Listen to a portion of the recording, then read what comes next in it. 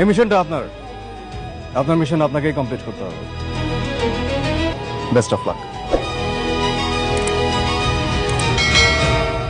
তাড়াতাড়ি চলো না, ফ্রেকে খুঁজে বের করতে হবে তো। তাড়াতাড়ি চলো।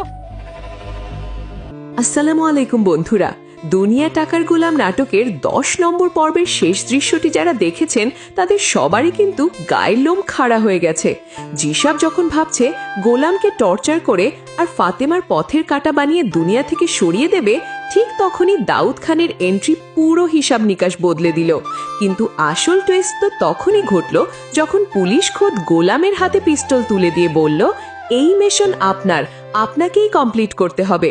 আজকের ভিডিওতে আমরা কথা বলবো আগামী 11 নম্বর পর্বে জিসাদের বেঈমানির সাম্রাজ্য কি এবার চিরতরে শেষ হয়ে যাবে, নাকি মেয়ে ফ্রেয়াকে বাঁচাতে গিয়ে গোলাম তার আসল শেহজাদ চৌধুরীর রূপ সদার সামনে প্রকাশ করে দেবে।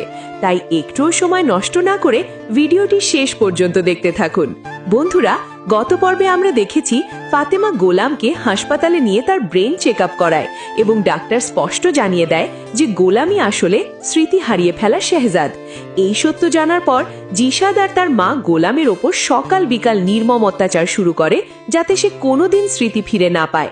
কিন্তু গল্পের মূল মোড় ঘোরে তখন যখন দাউদ খানের গুন্ডারা শেহজাদের আসল মেয়ে ফ্রেয়াকে কিডন্যাপ করে নিয়ে যায়। ফ্রেয়াকে উদ্ধারের জন্য গোলাম যখন রওনা দেয় তখন মাঝপথে পুলিশ তাকে আটকায়, তবে পুলিশ তাকে গ্রেফতার না করে উল্টো তার হাতে অস্ত্র তুলে দিয়ে স্যালুট জানায়, যা দেখে জিসাদ আর ঋতুর চোখ চড়ক গাছ হয়ে যায়। বন্ধুরা, আগামী 11 নম্বর পর্বে শুরু হতে যাচ্ছে এই নাটকের ইতিহাসের সবচেয়ে বড় অ্যাকশন ধামাকা।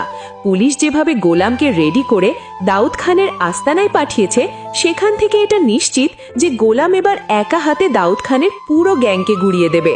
গুন্ডাদের সাথে মারামারি করার সময় এবং নিজের মেয়ে ফ্রেয়াকে রক্তাক্ত অবস্থায় দেখলে গোলামের মাথায় হয়তো এমন এক ধাক্কা লাগবে যার ফলে হয়তো তার হারিয়ে যাওয়ার সমস্ত স্মৃতিশক্তি এক নিমেষেই ফিরে আসবে। অন্যদিকে জিসাদ মনে মনে প্রার্থনা করছে যেন দাউদ খানের লোকেরা গোলামকে চিরতরে শেষ করে দেয়, যাতে তার 10,000 কোটি টাকা আত্মসাৎ করার পথ পরিষ্কার হয়ে যায়। বন্ধুরা, আপনাদের কি মনে হয় আগামী পর্বে কি গোলাম তার আসল স্মৃতিশক্তি ফিরে পাবে? আর জিসাদের এই বেঈমানির জন্য তার ঠিক কি শাস্তি হওয়া উচিত? কমেন্ট করে আপনার মূল্যবান মতামত জানান। আর ভিডিওটি ভালো লাগলে লাইক দিতে ভুলবেন না। আর সব নতুন আপডেট সবার আগে পেতে আমাদের চ্যানেলটি সাবস্ক্রাইব করে রাখুন। দেখা হচ্ছে নতুন কোনো ভিডিওতে। আল্লাহ হাফেজ।